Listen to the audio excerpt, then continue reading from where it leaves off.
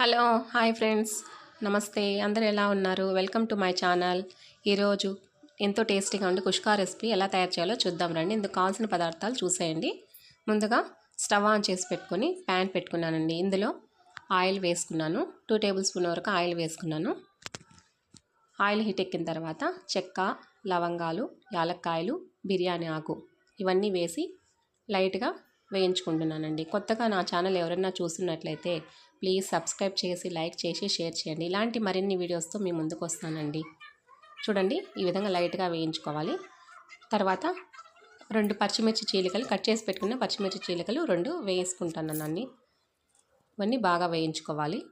తర్వాత కట్ చేసి పెట్టుకున్న ఆనియన్ ముక్కలు వేసుకొని వేయించుకోవాలి. చూడండి, ఆనియన్ ముక్కలు బ్రౌన్ కలర్ వచ్చేంత వరకు వేయించుకోవాలండి. ఇప్పుడు శుభ్రంగా వాష్ చేసి కట్ చేసి పెట్టుకున్న అల్లం ముక్కలు కొద్దిగా, వెల్లుల్లి కొద్దిగా వేసుకుంటున్నానండి. ఇవన్నీ బ్రౌన్ కలర్ వచ్చేంత వరకు వేయించుకోవాలండి. చిటికెడు సాల్ట్ వేస్తున్నానండి, ఎందుకంటే త్వరగా ఆనియన్స్ అన్నీ త్వరగా వేగిపోతాయి. అందుకు ఒకసారి అంతా కలుపుకొని మూత పెట్టేసి కాసేపు ఉడకనిద్దామండి. కాసేపు తర్వాత చూద్దాం రండి. చూడండి, బ్రౌన్ కలర్ వచ్చాయి. లైట్గా ఇంకా వేగాలండి. ఈ విధంగా వేగిన తర్వాత శుభ్రంగా కడిగి వాష్ చేసి పెట్టుకొని కట్ చేసి పెట్టుకున్న గుప్పెడు కొత్తిమీర వేస్తున్నానండి. పిల్లలు రైస్లో ఉంటే వీటిని తీసేస్తారు కదండి. వీటిలో అయితే పేస్ట్ అయిపోతుంది అండ్ చాలా టేస్టీగా కూడా ఉంటుందండి. అందుకు నేను ఎక్కువ వేసుకుంటున్నాను. చూడండి, ఈ విధంగా వేసుకున్న తర్వాత కట్ చేసి పెట్టుకుని టమాటో ముక్కలు యాడ్ చేస్తున్నాను. కొన్ని ముక్కలు పక్కన పెట్టుకున్నానండి.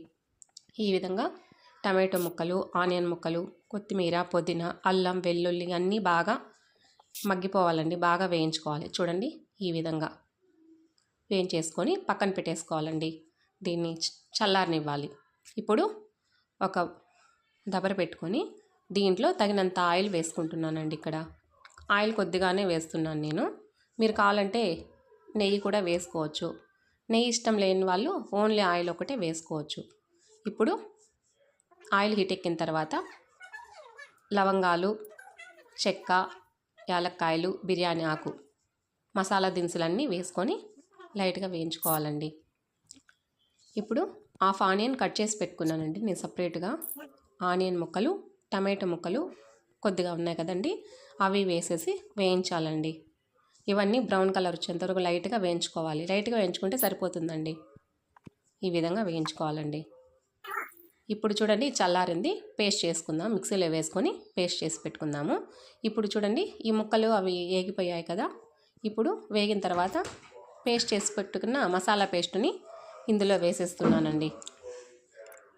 ఈ మసాలా పేస్ట్ బాగా వేయించుకోవాలండి. ఆయిల్ పైకి తేలేంత వరకు వేయించుకోవాలి. పచ్చివాసన పోయేంత వరకు వేయించుకోవాలి. చూడండి, బాగా వేయించుకోవాలి.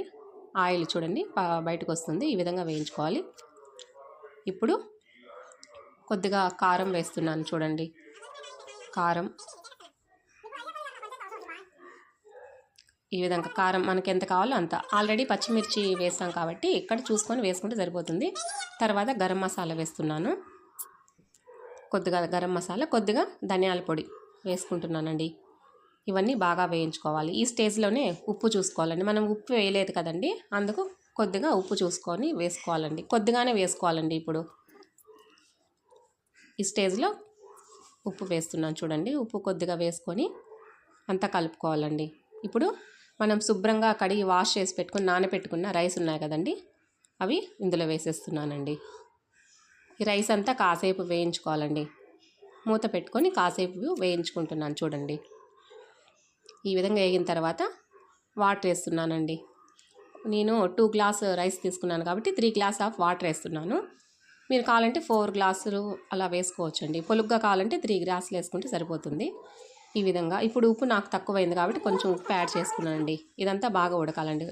హై ఫ్లేమ్లో పెట్టుకొని ఉడికించుకోవాలి. చూడండి, ఈ విధంగా ఉడుకుతున్నాయి. కాసేపు తర్వాత లో ఫ్లేమ్ పెట్టుకొని మూత పెట్టుకొని కాసేపు ఉడికించుకున్నానండి. చూడండి, వాటర్ అన్నీ ఇంకిపోయాయి. ఇంతే అండి. వాటర్ చాలా వరకు ఇంకిపోతాయి. ఇంతే అండి, రైస్ తయారైపోతుంది. ఎంతో టేస్టీగా ఉండే కుష్కా రెసిపీ రెడీ అండి. మీరు ఒకసారి ట్రై చేయండి.